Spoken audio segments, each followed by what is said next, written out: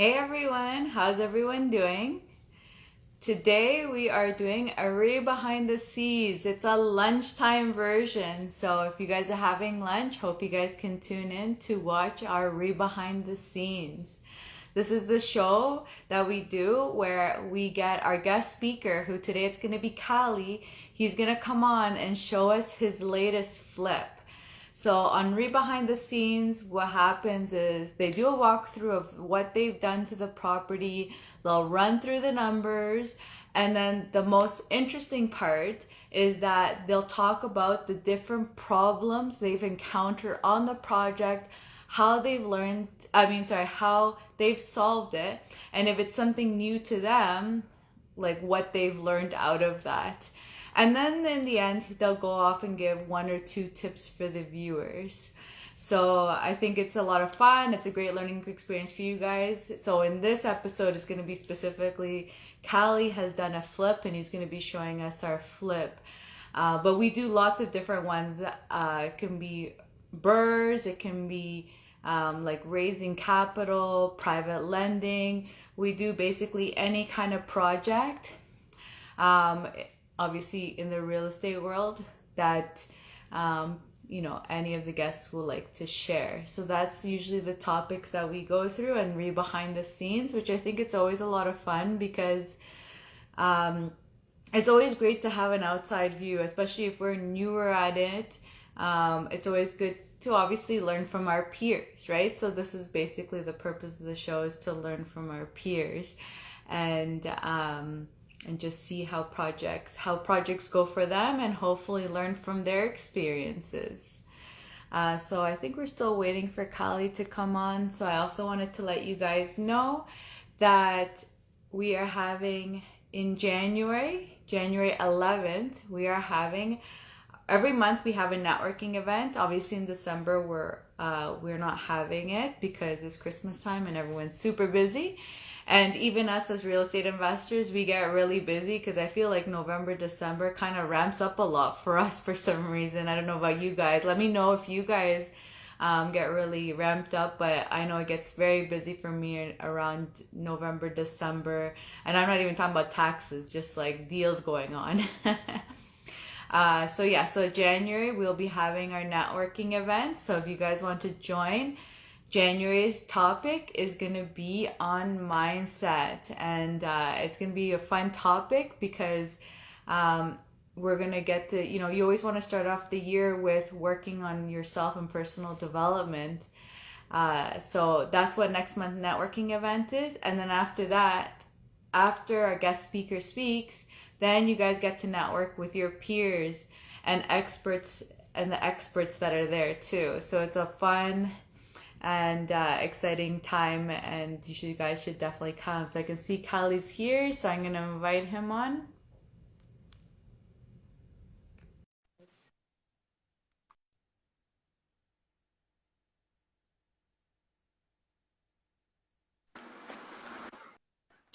Hey Can you Cali, hear me?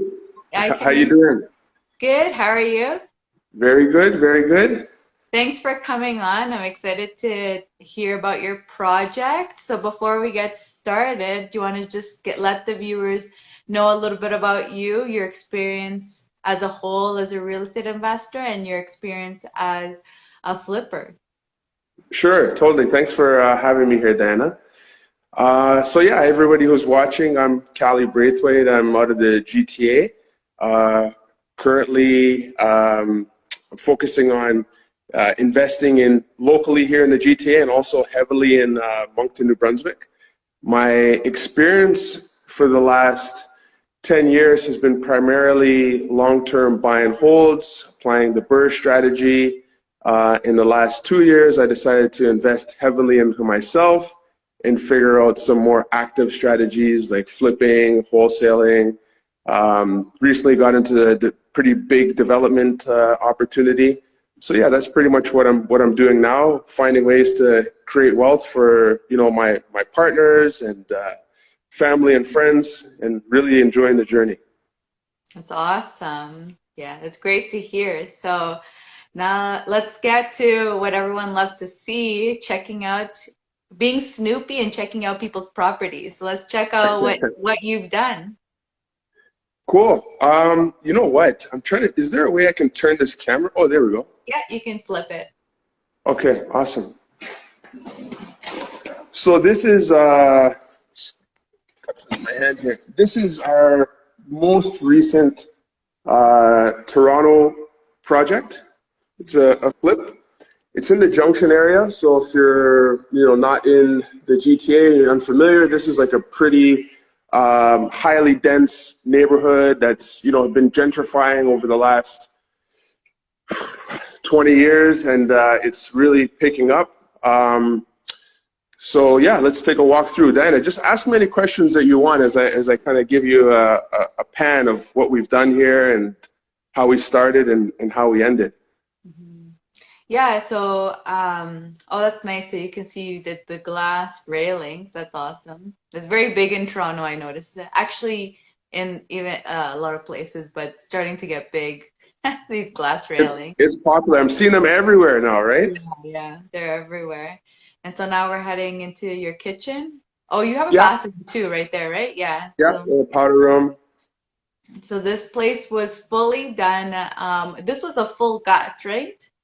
Yeah, it was an extensive renovation. So there's a bit of an interesting story here, how this ended up in my lap. The homeowner, a few years ago, hired a contractor to add an accessory apartment in the basement. And the contractor that they hired, the neighbors actually had to shut them down because they didn't have any permits and they were just doing things wrong. So, this homeowner just was trying to get something done. And these guys, after getting the permits, they actually didn't end up closing the permits and they didn't complete the work that they agreed to. So the homeowner was jaded, fast forward, 6, 7 years later, a friend of mine reached out and was like, hey, we have this opportunity, because he knew that I was, working on, doing some flips and stuff like that. And I had some time and some energy. So he said, hey, there's an awesome opportunity where we can get involved with the homeowner and pretty much not, work with the homeowner, right? So basically what that meant is that we would not buy the property, but we would create like a benchmark price of where the value of the home was. The homeowner was really looking for someone that they could trust to complete the work that wasn't completed, close the permits, and get them top dollar for their house. So we got involved, and here we are. We did a pretty extensive job, all of our own design. So there's certain things that along the way afterwards, like hindsight's always 2020. I think I'm really happy with the work, but like we can always pick apart, things that, we could have done a little differently if we had planned it different. But I mean, that's always how it happens.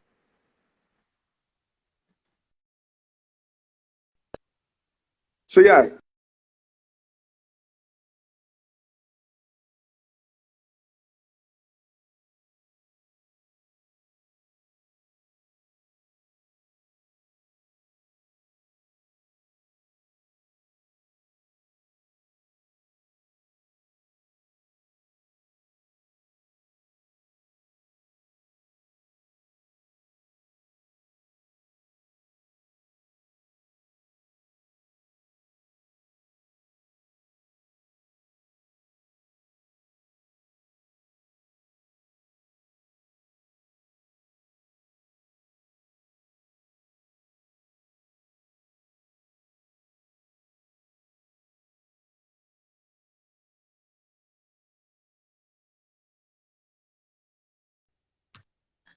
Hello? Oh, I lost Callie. Oh, guys, I lost Callie. Although I think you may have lost me. Can you guys hear me? I don't know who couldn't hear, if it was just Callie who couldn't hear me. Can someone message me? Just let me know. Send me a message.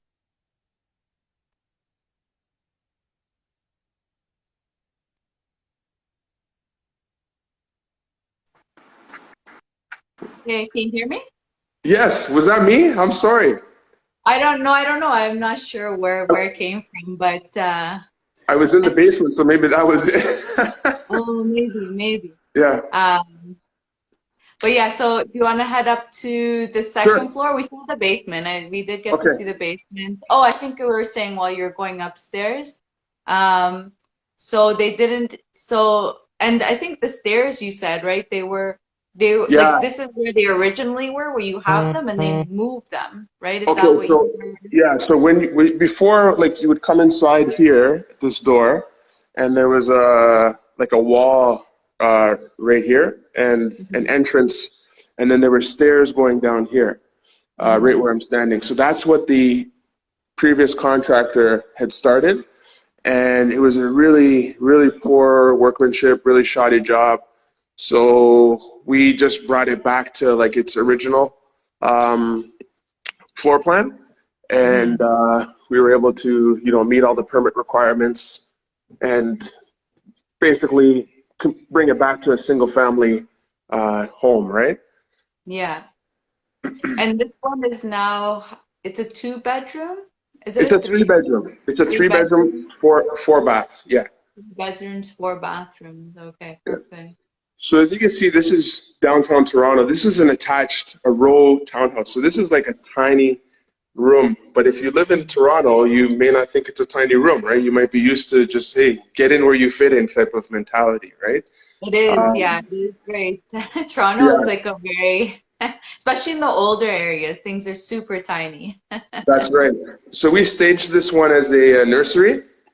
Okay. Um, and I think that gave people the image of, what they could do, what they could use this space, like the highest and best use, probably a nursery or an office. Mhm. So just take you down here. And you don't realize like how actually how much it helps to stage it, to help, like you say, visualize it, because you'll look at a small room and you For think sure. like, what can I put in there? It's so tiny, and then you see things, you're like, oh, okay, you can actually do things with this. Exactly. Yeah. Staging. A lot of people, I mean, you probably hear this all the time, but a lot of people have a very difficult time like visualizing what they're going to do with the space. So I find Hmm. that it's very valuable to create that image for them so that they don't have to do the guesswork. There were Hmm. some things that, when we were when we were in this project, questions that I had, like, if you notice downstairs, we have a wall to wall a wall unit, right, with a fireplace. And that was something that I was looking at the space, and I thought to my partner, I said, hey, you know what? Like, do we want to not just leave this open for them so that the buyer can kind of decide on where they want to, put their things? But I'm glad that we put it there because we created that space and we kind of said, hey, this is what the highest and best use is. Who knows if the buyer is going to be able to visualize, hey, I'm going to put this wall unit in afterwards with a fireplace. So by creating that, I think we also created value, right? 100%, yeah. So And here's then the here's the little ensuite. bathroom. Yeah. Got the, That's awesome. And I believe this room you showed, there's like two closets, or like one closet and one kind of like storage space or something. Oh no, they're both closets actually, right? yeah, so there's this here, and then there's this closet here. Mm-hmm. It's awesome. Yeah, Yeah. you did a great job. Thanks, So man. so let's run through the numbers while you find a place to settle wherever you want to sit. Sure, sure. So what did you buy this or yeah, so or what did you guys, I guess, because you didn't really buy it, but I know you guys probably had like a price that you settled on, right? Yeah, so basically we started out at around 750 as our benchmark price. Mm-hmm. And then what we did is we included every single expense. So, we're talking about the mortgage payment, the rent, where the homeowner was going to be, the storage cost, the moving expenses, the utilities, the property taxes, the renovations. So in total, we're around the $260,000 mark for the expenses, including renovations and all the things that I mentioned. Um, when we started the project, our budget was a lot smaller. And How it is, right? yeah, Especially with all the things that happened last year. I think everyone's budgets got like inflated. So what was your totally. original budget? So just construction, just renovations, we started at around, I think it was 140, including tax. And that 260 mark was including tax, but that wasn't including appliances. Like we went with a nicer GE Cafe, white appliances. We did some more work on the exterior than we had planned originally, discussed. We went with nicer finishes like the flooring in the main room. We did the wall unit. All these things added up, but they also created value, right? So thankfully for us, the market was also on an upward trend. So when we started, we had a very conservative after repair value of, I think it was like 1.1 million is where we were running our numbers off of. But as we seen neighbors started selling for a little bit more, and we saw the finishings that they used and how that looked. So we had some more confidence to put a little bit more in because we knew that we would get it out, right? So it was a good investment, right? That's the whole kind of idea of investing, right? So yeah, I You made actually is that you kept your eye on the market as you guys are doing renovations. You're seeing what's going on in your area so that you can decide, like you said, like, you know what, maybe I'll do, this kind of flooring instead, just because we're like, it looks like prices are going up, or maybe like this is what they're doing in other areas, or we just know it's going to give more value than, let's say, the standard flooring or something. totally.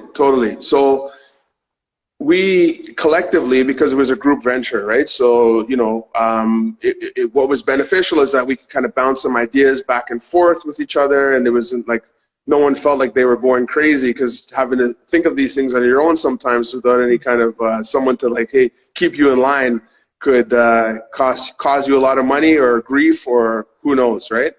Exactly. So, yeah, I think making those decisions that we did, I'll go back to the numbers here real quickly. So basically 750 benchmark, 260 actual, including HST. And then That we, includes your holding costs, you said too. That's holding costs and renovation. everything, right? And we sold this, so it actually closes in a couple days. So we wanted to get in here quickly to do the live. But this one sold, so just to give you perspective, before I tell you the sale price, this is an attached row townhouse, okay? No garage, okay? There's houses on the same street that are detached with garages, and we were actually able to get the record price sale for this street with the work that we did. So Even with like to detach, you mean too? yeah, Oh wow! yeah, Congratulations, that's thank you. awesome. And so, what's Yeah. this amazing number? Well, I mean, it depends on where you are, but it went for 1.5, okay? And Awesome. the most exciting part about it is because we worked with the homeowner actually shares in the profit as well, right? So the homeowner is going to make more than what they would have if they would have just sold it to us on day one and walked away, right? And I think for me, in whatever I do, that's always a goal, is to make sure that I'm doing for someone else more than they could have if I wasn't involved, right? So that checked the box more than the dollar amount or the profit. It's like, what was I able to do for this other person, right? And I think that's just, for me, that I feel very gratified to be able to provide that kind of opportunity for somebody else. Mhm. Especially when his intention was probably to sell it with a profit or profit more. And like you were saying before, that he was struggling to get that done. Just, was it, you said renovations? He just couldn't get the renovations done. Yeah, you said the shoddy work, right? So it's just, like that happening. And then to even just have the confidence in you, to be like, okay, let's try this again. And, let's try to make it work. Like that, you helped him still do what he wanted in a different way, right? Because, like you said, I'm sure he probably just didn't want to sell it. He wanted to do it as an investment because that was his initial his initial goal was like, I want to make this as an investment and like make some money off it, and you helped him achieve that goal. That's right. So Some she was, people aren't very much like they just want to sell it. Like, I don't want to deal with the problems. You figure it out. You're the investor, whatever, right? But in your case, it was kind of nice because he wanted to do this. It didn't work out, but then, you guys partnered up and you guys were able to successfully get it done, and he got to still be an investor in his side. totally, totally. And I couldn't have asked for a better partner because, this is a house that was lived in for probably, I think it was 16 years, close to 16 years. So, they spent a lot of time here, right? A lot of memories, but throughout the entire project, they didn't interfere. They kind of gave full reign to us to do what we needed to do to get the highest and best yield from the asset, from the property. And that was extremely valuable and helpful. And I don't know if, we can expect that all the time, but we're prepared to take on more projects like this and deal with, all the nuances that come with this type of unique partnership. Yeah. Yeah, and like that, I think it's probably works for those that want to be an investor, for example, but let's say have never done it, or want to work with someone who has experience in the area. This is always like a great way to kind of get your feet wet at least, because it's like you're in it, but you're not really fully in it, where it's like you're on your own trying to figure it out. Totally. I think the biggest, like, I can't put a value on each step of the process, but I think for many investors or want to be investors, the biggest fear for them, aside from like, okay, we know that losing the money is the biggest fear, but how is that going to happen? So when they play it out in their mind, it's like, can I do the work? Can I do the design in a way that someone else is going to want to buy it after I spend all this money, right?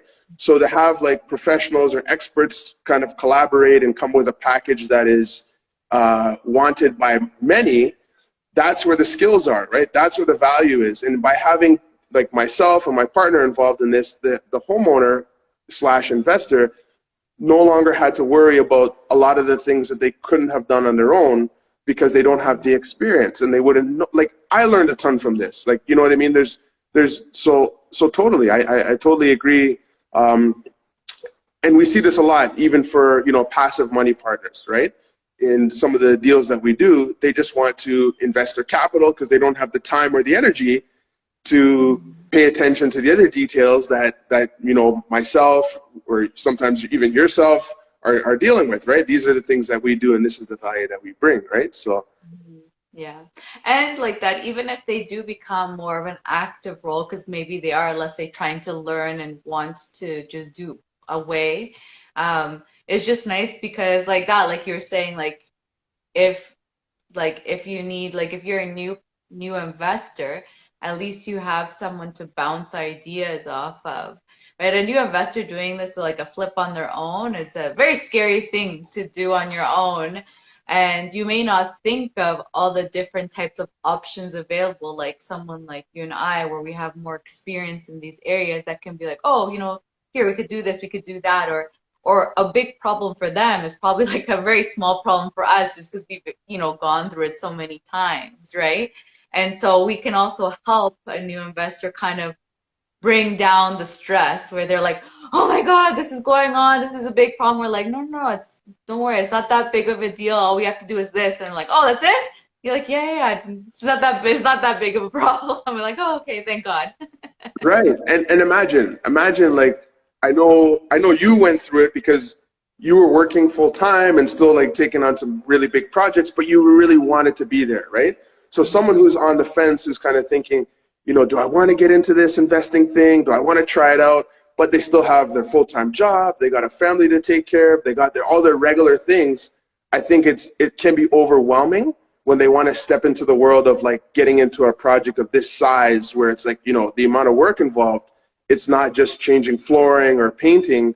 There's much more, much more depth to it, right? So I think it's nice to be able to fill that gap for somebody. Mm-hmm. Yeah, and exactly, like have the different options for them, right? Like that, be it a new investor or just completely passive. Take my money, just make me money, and I'm good, you Right. Yeah. find many different types of people, and it's just like that's what it is for us to be investors, right? It's just kind of like, how can we solve your problems? What can we do to make you happy? Solving problems. Mhm. Talking about problems, what kind of problems did you encounter on this project? So I think from a design perspective, well, appliances were appliances were funny story with the appliances. So I really wanted to get these GE Cafe appliances, right? Because I saw them and I just fell in love with them, and I said, oh man, this is going to be so nice. So I started shopping around for these appliances, and nobody had what we were looking for when we wanted it. So I found a appliance retailer and reached out, and they were able to like steal from another order and put these pieces but we just wanted the basic entry level of the GE Cafe because the look alone is enough, right? But they didn't have the base. They had like the basic dishwasher, the basic microwave, but we had to go with like a fancy gas range and like the fancier French door fridge with the water dispenser and all these touch features, right?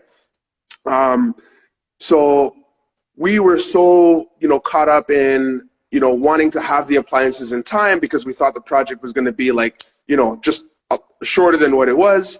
So we bought the appliances as soon as we could, and we knew that we weren't going to have them on site, so we got a storage locker for them. So we had the appliances in storage for like 3 months, and then when we got them out of storage, there were some other unforeseens that happened on the job that was like still we still had like another month or two of work left before it actually listed it, right? So just little things like that. Like I don't know how I could have done anything different there. We could have took a chance and got the appliances that we actually wanted that said they were going to be here like 2 months after the time in which we purchased them. But I still don't, I have no regrets about doing it the way we did, especially because we still turned a profit. But if numbers are really close. It was a flip too. So you also kind of don't want to chance it on, because at least with our experience on our flip, the date kept on moving. Oh, it's also, I don't know if you had that experience, but our date kept on moving. So it was kind of stressing us out a bit. And for example, for us, our washer dryer machine, we ended up just replacing it. We told the guy, like, you can't, because I think it was going to be like till next year or something. They got moved like 4 months. Like they didn't even know when it was coming, so something like that. And so we're just like, this is not happening. Like you need to find us something that's in stock. And we got lucky. There was stuff, and we're just like, we're taking it because Right. So I think it's a good decision to, especially in these times, right? Just things are so hard to find, especially appliances are like everyone's buying them, or there's just not enough coming in. Right. So I Yeah. think that was, For this project, we didn't have that issue with like delays because we got what was available as soon as it was. But it's just like storing your appliances for 3 months in a storage locker, and we had to take like the biggest storage locker that they had because all the smaller ones were sold out. So we were paying like $500 a month for storage for these appliances, right? And then finding the right handles to match, the hardware, right? It's just like a very unique finish and color, and not having the physical handle from the appliance to take to the handle store and match. So there was some running around with that, but these are things that when you look back, you kind of laugh at and smile and say you chalk it up, right? yeah. And I mean, learn from it like that. Now you think of it, okay, to pay attention to that. Because it's probably something you never thought of, right? That the handles of the appliances would really make a difference, or that they were even different until you look at them and you're like, oh, now my kitchen hardware needs to look the same. Exactly. The just because I'm sitting here, so this wall unit, one thing I would have done a little differently is I love the wall unit, but in the middle we have where you see the shiplap where the TV is. So we actually had the cabinet maker build this section here, that section there, and then we had our carpenter build the middle section. But if we plant, like, I don't know why we didn't, but we could have just got the cabinet maker to do the whole entire thing, right? And not have to have like so many moving parts and people to coordinate to get it, put together, right? So little things like that. I think just when I make reference to like the planning and design, I think going forward, we always learn and we remember these things so that next time we do things a little bit more efficiently. Mm-hmm. And what was the thought behind it? I guess because you knew it was going to be a mantle, you thought like not to do it part of the cabinets. Is that, I guess, what the thought was? That's why you thought to make it separately, or what was your thought behind it? Yeah, so we just didn't have enough collaboration or coordination. So it was like, I think it was just a missed, maybe communication was an issue. That being said, I think it's because it was shiplap. We were stuck on the shiplap. And we weren't thinking like, hey, you know what? Like they can build something that looks like shiplap and just do it. But we were so stuck on shiplap. Actually, I'm going to go back a few months. We were going to do barn board. Okay, so we were going to do a natural barn board. So I drove like a couple hours out of town, picked up this barn board, brought it back. But the thickness, it was too thick, right? So we only wanted, we could only use a certain thickness, right? And when we got the barn board, we realized that it was too rough of a really natural, raw kind of, so the work involved, our guys they weren't experienced with working with the barn board, and we didn't have the confidence to have them put it up and it not look the way that we wanted. So we just changed and went to the shiplap. So because it was the barn board, that's why we didn't have the the cabinet maker do it all at once. Mm-hmm. Oh, okay. Yeah, that makes sense. So you had a different design before and then decided to change it up when it didn't really work out the way you wanted it. Right. So you always got to adjust, right? Pardon? Oh, we always have to adjust. We're always pivoting. Yeah, exactly. I mean, that always happens. I feel like there's never one project where it's exactly the same that you thought at the beginning. I feel like there's always going to be something that changes. And especially what you were doing, right? Especially if you're checking on the market and seeing what's going on, then it sometimes also gives you ideas too. Totally, exactly, right? Which helps sometimes when things take a little longer than expected. It could actually work in your favor, right? If you're paying attention. Yeah. So actually, speaking of that, you said it took longer. So how long did you expect it to take, and how long did it end up taking? So we optimistically thought it was going to be a 5-month project. The reality is it was a 8-month project. So, I mean, it's a big difference. It felt like, it was taking forever. But now that it's done and you have that sigh of relief, you look back and you say, wow, the time flew by, right? And you know what? It's always easy to look back and laugh when you're profiting. If you're not, you know what I mean? If because things worked out, because the market worked out and everything like that, we made a good decision. We did everything we were supposed to. We ended up getting rewarded. But if it took longer than we wanted to by that much time, and we were putting more money in because we had to, and we couldn't get it back at the end, I mean, that would be extremely stressful, right? Mm-hmm. So I think it's key is where you start. There was already some built-in equity from day one, so that really helped us have a good foot forward. Mm-hmm. And so what would you say were the things that made the renovations take longer? Was it making decisions and things, or material coming in? What were the things that made it take longer? I think it was a combination of planning on our part. Just staying on top of the contractor. We're keeping him busy with some other projects, and he has some projects that he has on his own as well. And this project was the first one that my partner and I, that it wasn't our first project, but the first project of this magnitude where I was as involved as I was, right? So just collaboration on our part, it could have been better and will be better going forward. And then also, I think just materials wasn't really an issue. It was just staying on top of the contractor, because when all the big stuff is done, you check those boxes, but it's the little things afterward. Okay. Yeah, you know, like the finished stuff, right? To come back and finish this, come back and finish that. Nobody wants to do that. I mean, I don't even want to ask them to do that, right? So so I get it.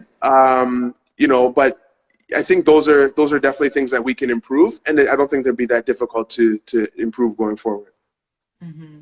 Yeah, the finishes always take the longest, and it's just, yeah, exactly what you said. Like it's just like, especially when it's like little things that they have to come back to finish, and you just feel bad telling you, but you have to come back to get these little things done.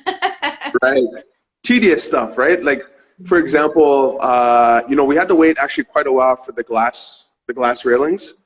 But while we were waiting for the glass railings, our, you know, original our showers were all like different than what they are now. So there was going to be more tile and less glass. But because of the size of the bathroom, you know, I was like, hey, why don't we open this up? So we had to make some adjustments. We opened it up.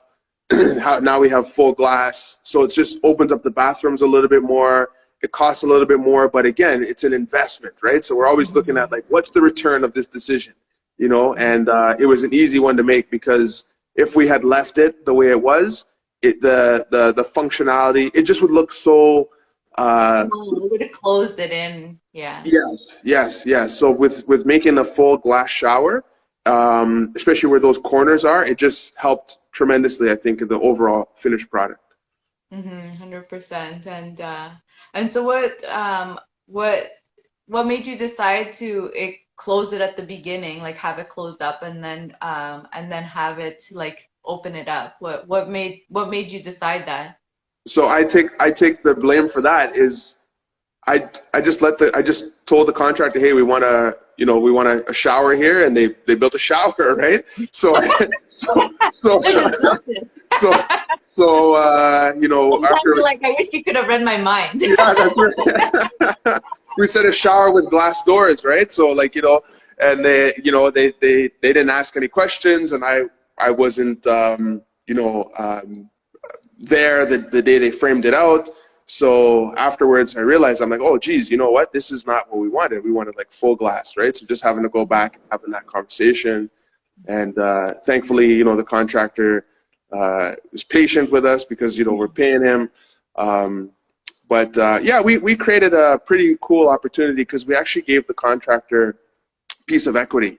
So we set him up on a bonus structure, where if we hit a certain number, benchmark number, then we would give him a percentage more than what he was already getting. So it also incentivized him to keep coming back and finish those little tedious things that some may want to just walk away from and say, hey, good luck, right? Even though that's not the right thing for people to do, I'm sure it happens, right? Yeah, or just taking forever, because usually what happens with contractors is they have their jobs lined up, right? So if they have their next job lined up, they may not come for like even a month or two. And like for people like us, that those timelines don't work for us. Like for customers, for homeowners, that doesn't really matter usually for them. They don't really care unless they have some kind of family event going on, that's the purpose of why they're doing whatever they are. Yes. But other than that, like homeowners don't really care. You know, like that, like normally windows, if you ask them to like fix a window or something, like I remember my parents, they got their windows done. It was probably like 3-4 months later that they came back to readjust the door window for them. Imagine us as flippers and that happening. You'd be like counting them down, like, please come next week. You know what?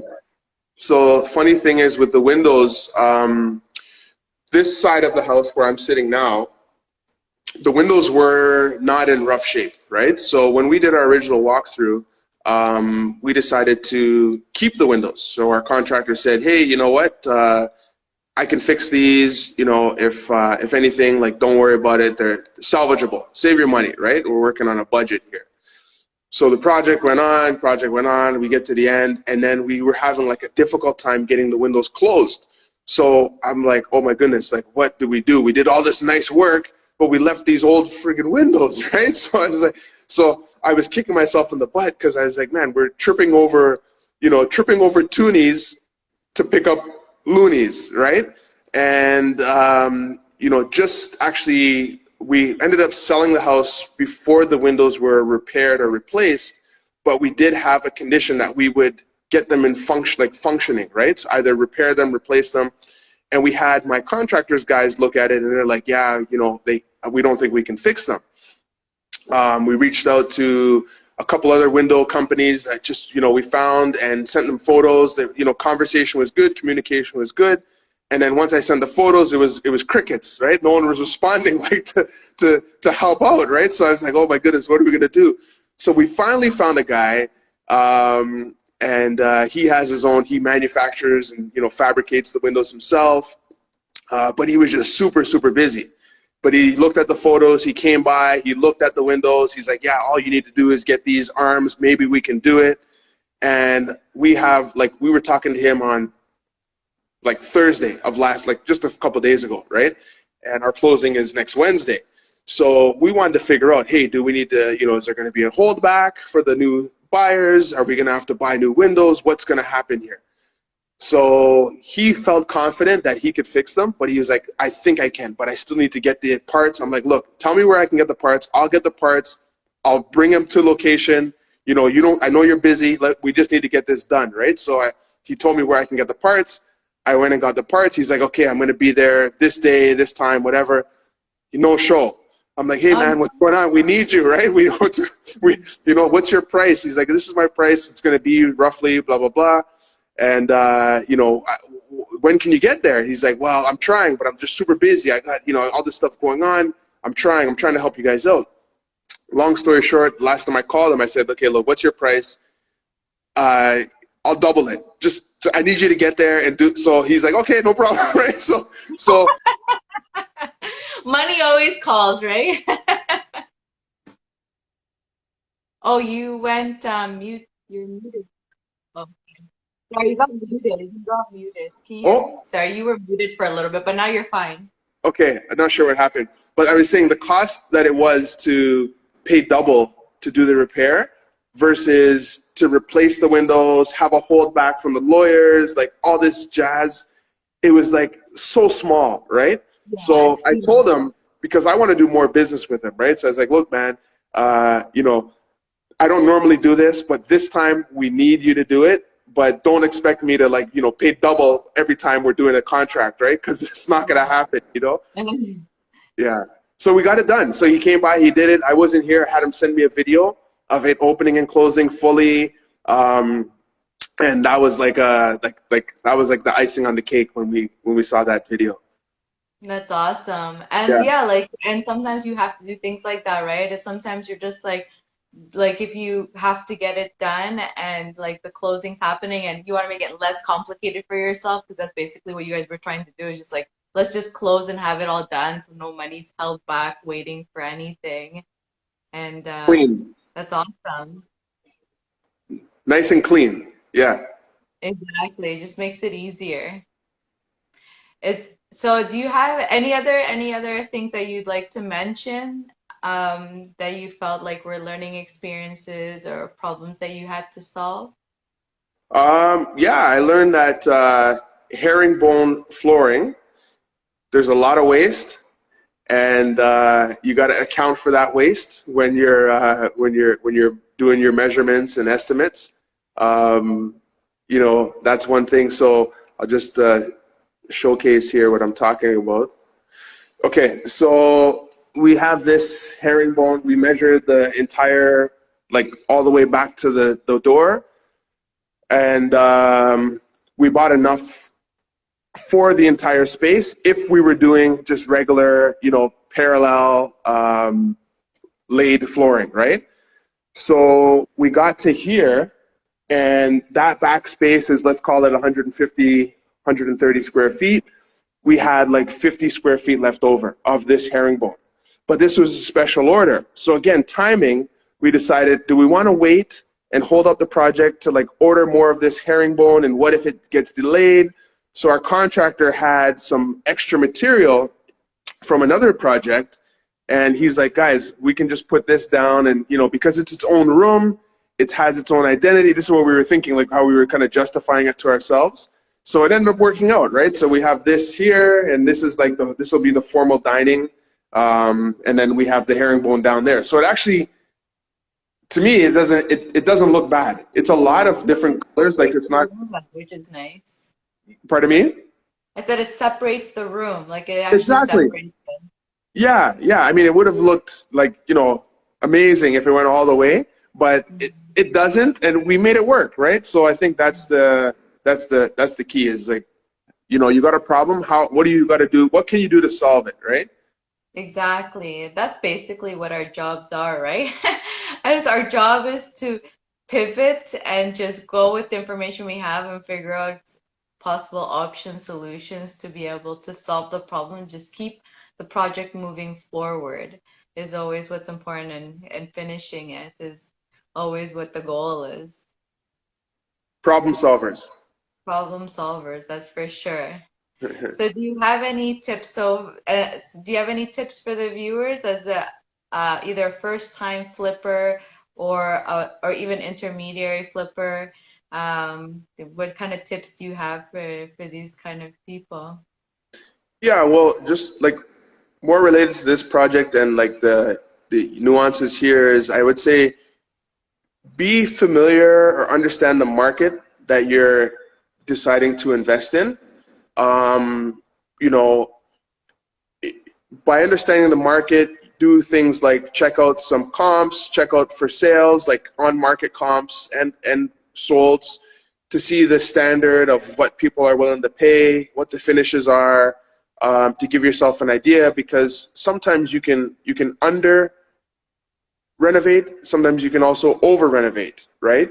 So you want to make sure that whatever you're doing, it meets the standard of the area and maybe exceeds it by a little bit or is a little bit below it, right? But you don't want to be too far off from what the average is or what the standard is, to make sure that you're making a wise construction or renovation or design decision. So I would say just pay attention to your market and be prepared to adjust, right? Like, again, we started this thing with a certain number in mind. As we saw that the recent sales and we looked at the pictures inside and we said, okay, you know what, we can afford to spend a little bit more because it's going to get us that much more in return, right? So just being an expert in the area and paying close attention to what's happening. Awesome. And actually, one final question, just because you brought it up, and I was just curious to know, was like that because you guys went over your budget, did you have to go out looking for funding, or you guys were like nicely padded enough that it didn't impact you in any way? In No, the sense that you had it there with you. yeah, no, we everything worked out as planned. Again, because it wasn't a actual purchase, there was a lot less expenses, like a lot less friction costs involved, land transfer, all those things. We did register, ourselves. There were some legal like contracts involved and all that stuff, but we didn't have to go and raise extra capital. I did a raise at the beginning of the project, and that was enough to cover all of the renovations for my part. Oh, okay, that's perfect. So Yeah. you didn't even have to look, even though you went over budget, you had more than enough money, and you didn't have to go looking for more money again. Right. Yeah. That's awesome. Thankfully, yeah. Thankfully, yeah. Or else, I mean, if you did, you did, right? Like That's you right. said, like if we have to pivot and we gotta find more money, we gotta do it. There's nothing to it. But usually a lot of us like that will kind of really over pad our numbers a lot, so that and especially I feel like we kind of I don't know about you, but I felt like because you and I, we were both doing a flip in Toronto pretty much around the same time, and kind of knew that the market, like material shortages, was going to happen, and prices were going to go up and stuff. So it's all of these things kind of you put it into the budget. Even though like that, like even you padded and it was even with us, we padded ours and it still went over budget. But I mean, like we still had more money even over our padded numbers, which is you guys did the same thing, right? You guys had your padded numbers, but it's always like you will always have more even than your padded numbers, just because like this, you never know what happens, right? Go over budget. Especially like, I consider myself newer at this, right? It's only been a couple years of flipping that I have under my belt. And I'm going to continuously pay attention to like those oversights, right? So that I can make sure that the next time they don't happen. But I go in with the padding in mind and also knowing that, hey, you know what? Even with the padding, it could be more. So we have we prepare ourselves realistically, right? So we set those expectations so that if something does happen that's out of the norm, we hear so many stories of it happening to other people, or maybe it's happened to us, or we just prepared. So it's less of a shock when it does happen because we've lived it out already, right? Where somebody else who's not as experienced, you know, they may like have a calculation, you know, plus 10% of my renovation budget, and that's it, right? So when that 10% is gone, then then maybe they're calling us like, hey, Diana, Cali, I need some help, right? Exactly. And because I feel like I'm sure this probably must have happened to a lot of people when the whole COVID thing started. For people who didn't think COVID was starting, I can imagine because all those material shortages started happening in the first wave, and they probably were pretty impacted, at least with us, because we were like in the middle of it. From last year, you kind of learn, right? You're like, okay, you're seeing these problems happening, or time delays happening. So now you budget a lot more, plan a lot more for this. Whereas I'm sure the people who kind of were in the middle of a project getting into COVID, that was probably pretty stressful for lots of people in the sense.